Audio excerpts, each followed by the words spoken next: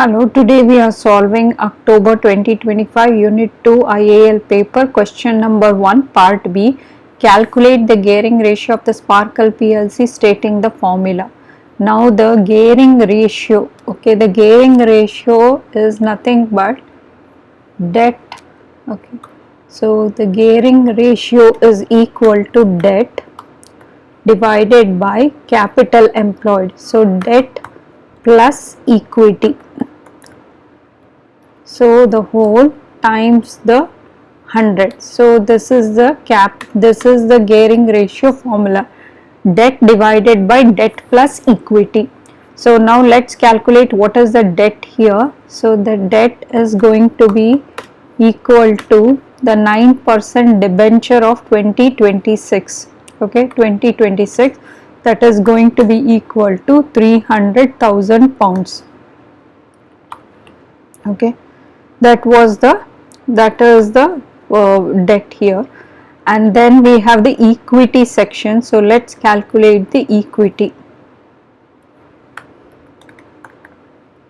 So the equity I have highlighted here. So the equities are, the first one is the foreign exchange reserves. Foreign exchange reserves.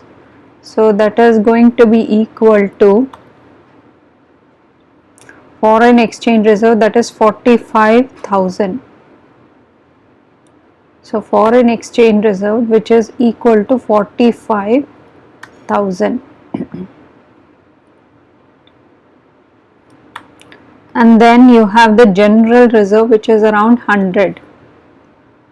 So general reserve, which is around 100 pounds. And then you have the ordinary shares. Ordinary shares. So the value of that is equal to 1,900,000.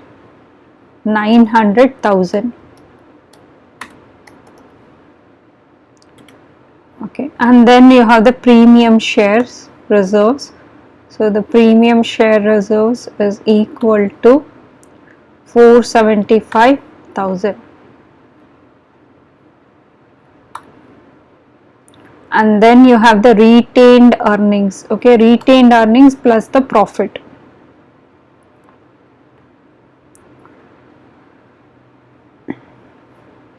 Retained earnings, and then you will have the profit.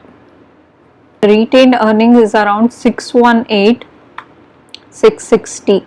Next is the profit. So the profit after tax was 154076. So let's write it.